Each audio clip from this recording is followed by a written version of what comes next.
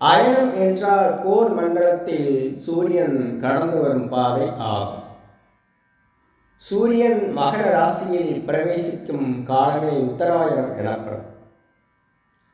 ஒரு வருடம் என்பது தேவர்களுக்கு ஒரு நாளாகும். அதாவது தை, மாசி, பங்குனி, சித்திரை, வைகாசி, ஆனி ஆகிய 6 மாதங்களும் தேவர்களுக்கு பகல் பொழுதாகும்.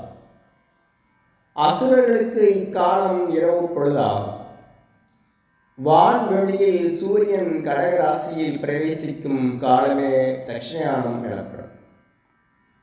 அதாவது ஆடி, ஆவணி, புரட்டாசி, ஐப்பசி, கார்த்திகை, மார்கழி ஆகிய 6 மாதங்களும் அசுரர்களுக்கு பகல் பொழுதாகும்.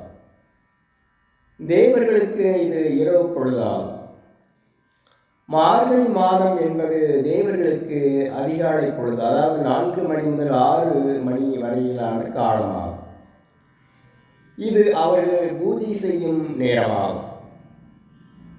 மேலும் நவகிரகங்களில் பெரியதும் சுப கிரகமான குரு பகவான் ஆதிபத்தியம் பெற்ற மாதம் மார்கழி ஆகும். ஆன்மீகத்திற்கும் ஆச்சாரங்களுக்கும் காரகத்துவம் பெற்றவர் குருவாவார். அதாவது இறை வழிபாட்டிற்கும் சாஸ்திரங்களுக்கும் குரு பகவானை மூலாதாரம் ஆவார்.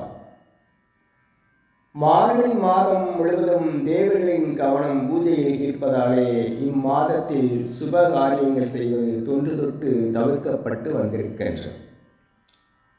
ஆகவே மார்கழி மாதம் இறை வழிபாட்டிற்கும் புனித யாத்திரைக்கும் உகந்த மாதம் ஆகும். இம்மாதத்தில் நாம் செய்யும் பூஜைகளின் மூலம் மிகுந்த நன்மையை அடையலாம். தை மாதம் என்பது தேவர்களுக்கு விடிகாலை பொழுது, அதாவது 6 மணி முதல் 8 மணி வரையிலான காலம் ஆகும். அதனால்தான் தை மாதம் 1ஆம் தேதி அன்று அதிகாலை 6 மணிக்கெல்லாம் பொங்கலிட்டு இறைவனுக்கு படைத்து புண்ணிய காலமாகிய உத்தராயணத்தை வரவேற்கின்றோம். இதனால்தான் தை பிறந்தால் வழி பிறக்கும் என்று தொன்று தொட்டு சொல்லப்பட்டு வருகின்றது.